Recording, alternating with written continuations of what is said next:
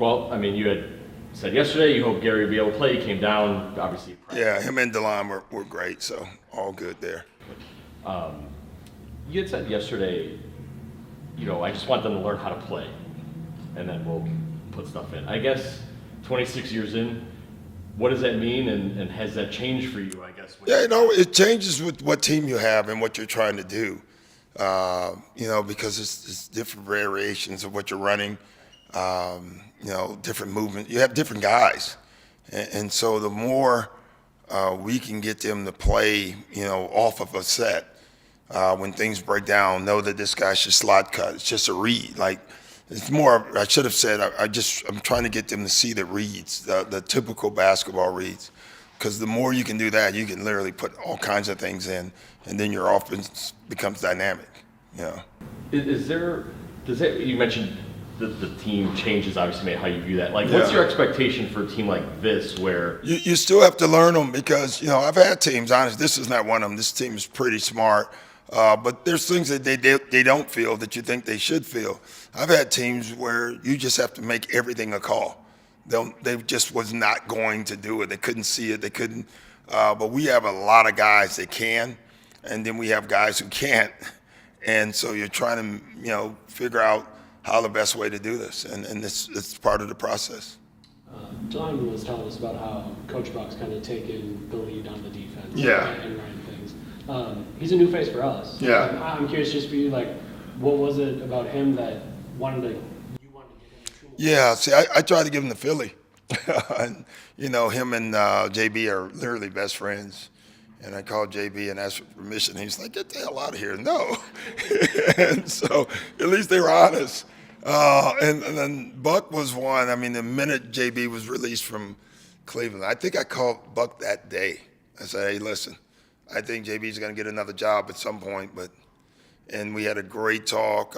I met him somewhere. I met him in L.A. probably a couple of times. And, then we flew him here and we got it done. So I've always liked his philosophy. It matches a lot of what I've done in the past. I hate comparing him to anybody, but, he did remind me just his demeanor and his makeup of Tibbs a little bit because he's a gym rat, and he lives and breathes it.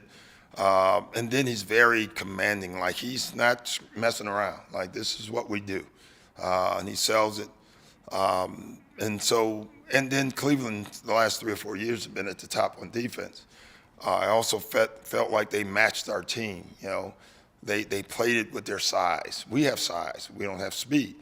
So I thought we needed to change our philosophy. What do you feel like makes him a good defensive coach? Being organized, knowing exactly what you're supposed to do, and holding everybody accountable. How much easier does it make it for you to have, I don't know if you normally do coordinators or anything like that. I've always done a coordinator. I've done either an offense. I've usually do one with someone, and then I give one side to someone. I think Tibbs was the first time I did a defensive coordinator because I always had an offense, and I kind of enjoyed that more. And so since then, I think other than a couple of years with the Clippers, I went the other way. I've always liked defensive coordinators. Football, that's literally where I got it from. You go to a football practice. I remember way back with John Gruden, I trailed football coaches doing training camp, and John Gruden and I walked in the defensive thing. They started throwing stuff at us. I was like, what the, from a basketball, what the hell? And he, they were joking, and they were like, hey, coach, he's never in here. He's just showing off. And when he walked out, he said, no, I don't even go into defensive meetings. For a basketball coach, I was like, that's crazy, but that's the way it's done. And so from that point, I changed and started doing it.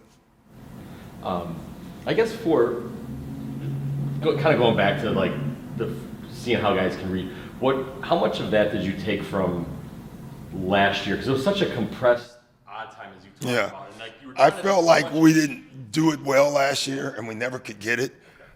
We had no practice times, and in many ways, I thought it hurt us at times, And so that's why I was looking so forward to getting here.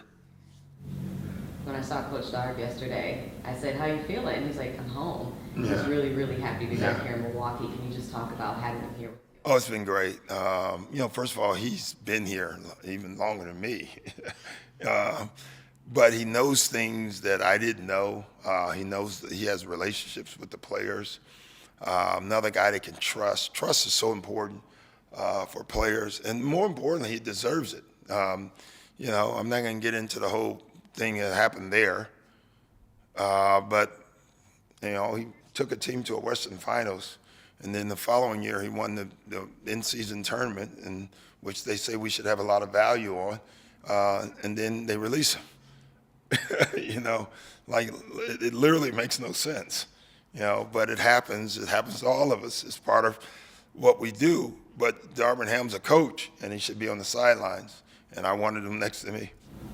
I know before you went to California, you were over at Marquette talking with the team. Yeah. What was your message to them? It's just, first of all, there's a lot of messages there. But they're an interesting team because they're going to be highly rated again, but they don't have the leadership that they had last year. And I was really trying to find out that they actually thought about that, like the players. I guarantee you Shaka has. But we talked about Tyler. And I asked him a lot about what he did, and it's funny. He did this, and he did this, and he did this. And I said, now who's going to do that? And then the room was silent. I said, no one's thought about that? Like, you think it's just going to happen? And so it was a good talk. And then just about how you guys have no idea how much the alumni watches and pulls for you. And when you win, it's just the pleasure. And I said, and for me, the trash talking. I said, I lost a lot of money to Dre last year because automatically, if the teams play, you have to, it's an automatic bet. And Dre's already talking. He didn't. I made that part up. But so Dre's already talking about the cash he's going to make this year. And so the gauntlet has been thrown.